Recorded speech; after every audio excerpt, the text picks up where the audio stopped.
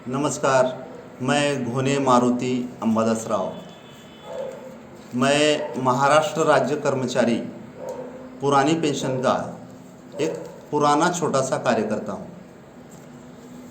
आज दिनांक 15 मई शाम के 5 बजे आज़ाद मैदान पर जो आंदोलन शुरू हुआ था वो ख़त्म हुआ। एकनाथ जी शिंदे जिनके साथ हमारे मुख्य कार्यकर्ता जो 2005 पूर्व नियुक्त हुए हैं और 2005 के बाद वो 100% अनुदान या ग्रांटेड हो गए हैं, उनके लिए पूरी तरह से पुरानी पेंशन मिलनी चाहिए।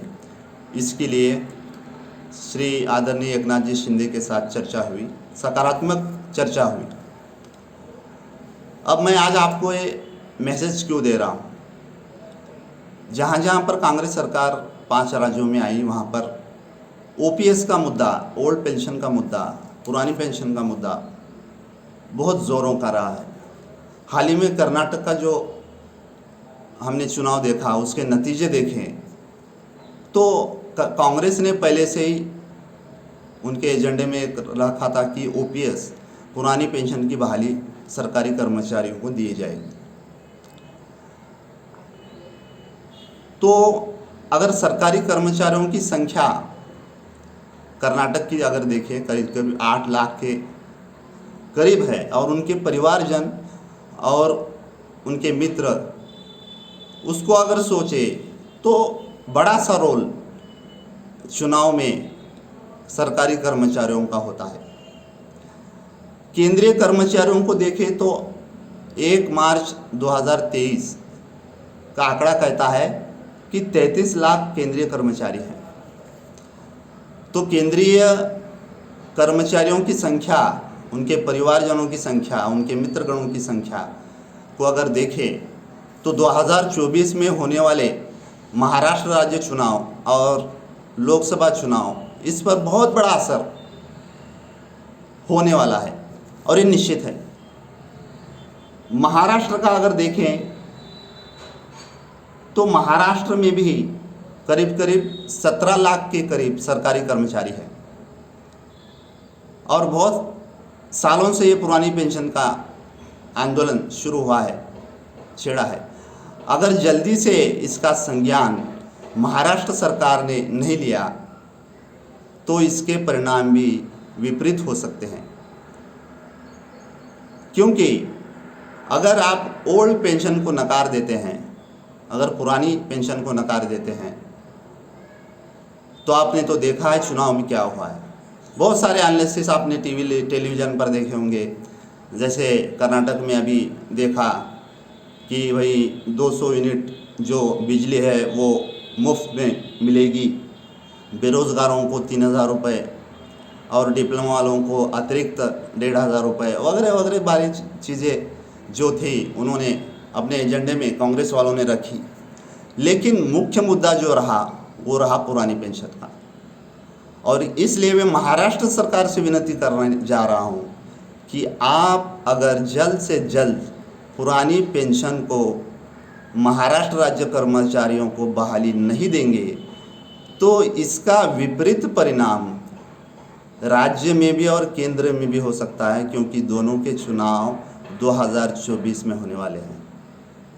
तो इसके ऊपर ज़रूर सोचें, क्योंकि आपने देखा है केजरीवाल सरकार ने भी पुरानी पेंशन की बहाली का वादा किया, पूरा किया। वहाँ पर भी उनकी सरकार आई, दिल्ली में भी सरकार आई। अब आपने समिति गठित की है और केंद्र में भी समिति गठित की है, लेकिन समिति गठित करने से क्या इसका समाधान आप ढूंढ पाएंगे? क्योंकि इसके पहले भी जो सरकारें थी महाराष्ट्र में अजीत दादा पवार जी की, उन्होंने भी समिति गठित की थी, नतीजा कुछ नहीं निकला। उसके पहले देवेंद्र जी थे, उन्होंने भी समिति गठित की थी, नतीजा कुछ नहीं निकला। आप 2005 पूर्व 1 नवंबर 2005 पूर्व के कर्मचारियों की संख्या 25,512, जिसमें से 200 रिटायर हो चुके हैं, गुजर चुके हैं, इसके लिए आप समिति गठित करते हैं, तो महाराष्ट्र के 17 लाख कर्मचारियों के लिए आप समिति गठित करते हैं। आप 26,000 कर्मचारियों का ताज़ा आंकड़ा मैं बता रहा हूँ, इसके बारे में निर्णय नहीं ले पा रहे हैं। आप इसके पहले निर्णय तो लीजिए। तो फिर आगे का जो आपने कहा है कि भाई सभी कर्मचारियों के 2005 के बाद के भी कर्मचारियों को पेंशन देंगे, तो एक पहल आपकी होनी चाहिए, शुरुआत तो कीजिए। आप क्या पूछेंगे सचिव को? आंकड़े आपके सामने हैं, कितना खर्चा है? खर्चा भी ज़्यादा नहीं है, 200 लोग अभी फ़िलहाल रिटायर हो चुके हैं।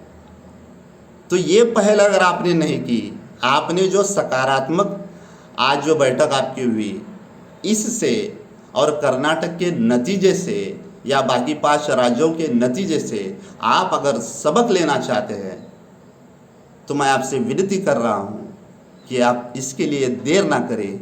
1 नवंबर 2005 पूर्व के सभी कर्मचारियों के जो पुरानी पेंशन है जल्द से जल्द लागू करें, जिसमें कोई डाउट नहीं है, कोई गिला नहीं है, कोई उसमें ज़्यादा सोचने वाली बात नहीं है। जितना आप सोच रहे हैं ना, वो खर्चा भी होने वाला नहीं है। आप तुरंत ही लागू कीजिए और जो बाकी के भी हैं उनको भी लागू कीजिए, तो केंद्र और राज्य में आपकी सत्ता आने से कोई रोक नहीं सकता। जो पेंशन की बात करेगा वही देश पे राज करेगा। जय हिंद, जय महाराष्ट्र।